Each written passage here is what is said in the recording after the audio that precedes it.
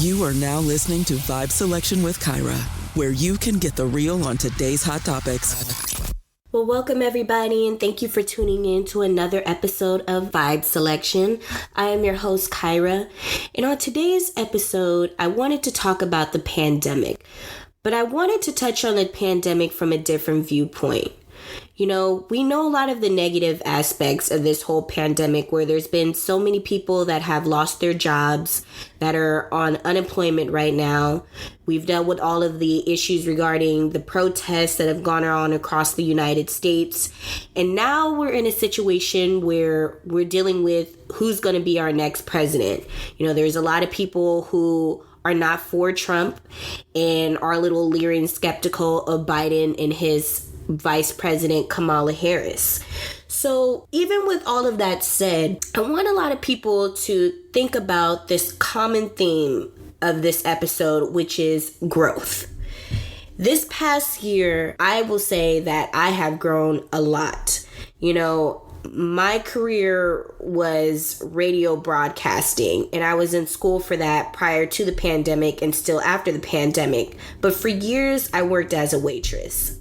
And for years, I was unhappy with doing that. I was content and I was doing it because it's a job and it was something where I can financially provide for myself and keep a roof over my head and food in my mouth and be able to pay for my tuition. But I wasn't being emotionally fulfilled with that particular job. And during this whole pandemic, when I was laid off, I started to think about what was my next step in life? What was my next career goal? Because I didn't know how long I would be laid off for or when I would be able to go back to work. However, I knew that I needed to be able to financially provide for myself, and I knew that I had this passion for being in broadcasting, and I felt like growing my podcast would be the perfect way for me to get my voice heard and get my thoughts and opinions out there for other people to relate to. And so during this whole year, I've sat and thought about how I can launch my podcast. And it took me some time to do it. You know, the number one thing is when you are someone that is an entrepreneur and you're self-employed, a lot of it is getting off the couch, getting the motivation to do what it is that you want to do. And I'm in a situation now where I don't have anybody to tell me what to do, when to do it. I need to clock in, you're late, you're getting a write-up because you're late, or any of that anymore. So with that said, I have myself to look forward to, and I have myself to try to find a way to make my career a ultimate goal and set the standards for my own self. And I've learned so much this past year, and I've learned also a lot about myself. And I think for a lot of people, it's very hard for them to stay in one place because during this pandemic, no one was able to go anywhere. No one was able to go to the beach. Many people were too afraid to go to your local supermarket, you know, because everybody's so worried about catching the coronavirus. However, a lot of the positive aspects of this pandemic is people have time for their families. People have time for their friends. People have time to simply just call people that they haven't talked to and give them a simple hello.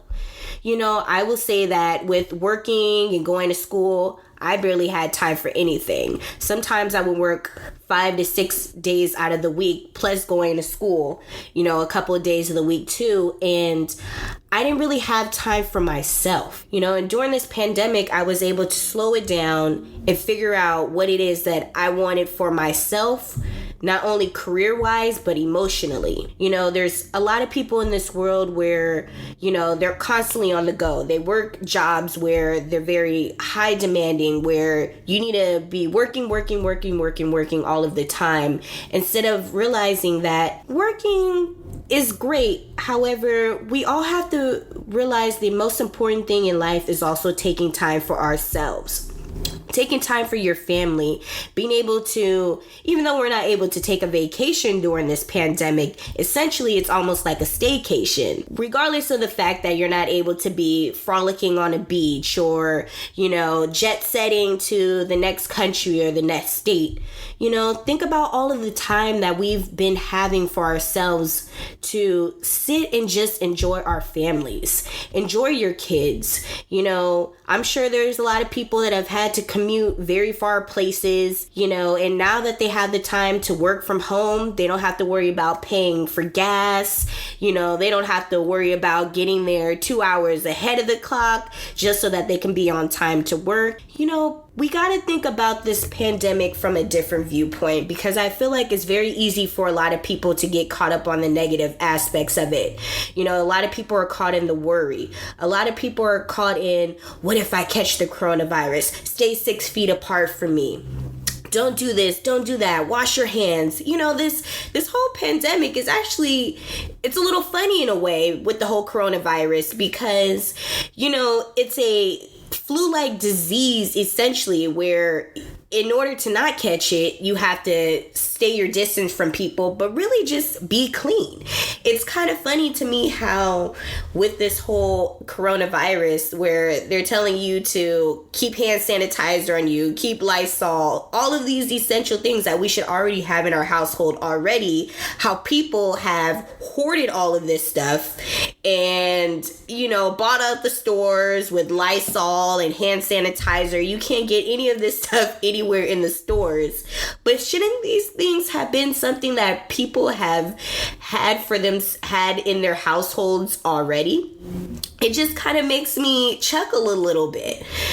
But, besides staying clean, like I said, the biggest thing about this pandemic is you have time for yourself and grow. You have time to figure out what it is that your next step is. Because even when this whole pandemic is over, even when they stop giving out unemployment to people, what is the next step next year? If they're not going to be giving us any more unemployment the next year, there's still going to be millions of people that are displaced in their careers that can't work, when this whole pandemic is over. There's been major job losses. There's been so many companies that have gone under. There's been so many restaurants that have gone under because they can't afford to stay open because they're not generating any money. So essentially, people are going to have to find another route for means of getting a job. People are going to have to find other avenues of getting income. Then there's another situation where we're dealing with, where people have to pay all this back rent for their apartments and their mortgages, and people aren't generating any of that income anymore. So what are people going to do? What is the government going to do? Are they going to evict people? That's a big issue that a lot of people are so worried about. But I feel like people are so worried about what the next step is as far as panicking, instead of thinking about what their next step is in order to build themselves and finding other avenues to make a means for themselves, And there's also the common thing of growth in relationships during this whole pandemic. I mean, I can't even start to tell you how many people I've heard tell me that they don't even know who they married and they don't even want to be in their relationships anymore. And to me, I've asked the question about, how is it that you've been with this person for 5, 6, 10 years, married to them, dating them for this long of a period, but you say that you don't know who you essentially were getting with? And even in that particular circumstance, it's all about growing. So even during this whole time of this pandemic where you're spending so much time with your spouse, even if you don't feel like you're connecting anymore, you don't even feel like the spark is still there, learning that, when this is all up, now I can make the conscious decision to either stay in the relationship, fix the relationship, or leave the relationship. There's been a lot of people that have been stalled in their relationship due to the pandemic and have been in abusive situations. But this is also the aspect for people to look at the situation and say, okay, what did I learn from being with this person? And not saying that being in a relationship with someone that is abusive physically or emotionally is the right route, because it's not. And anybody that is in an abusive relationship, whether it be physically or emotionally, should definitely leave this situation. But I know there's been a lot of challenges regarding domestic violence, especially during the pandemic, where a lot of the police officers haven't been able to come to people's houses and arrest people because of the whole coronavirus, and all I have to say in that particular situation is find a place to be able to seek refuge, whether it be with another family member, whether it be with a cousin, whether it be a friend. Find someone's house that you could possibly go to that can be a means of refuge for you in a time like this. But it's very interesting to see how that's the common theme of hearing people say that they don't know the person that they married or who they've been in a relationship with for 5, 6, 10 years. And, it also plays in an aspect that I feel like in society that a lot of people are so eager to be in relationships with the person that they don't really take that opportunity to get to know the person.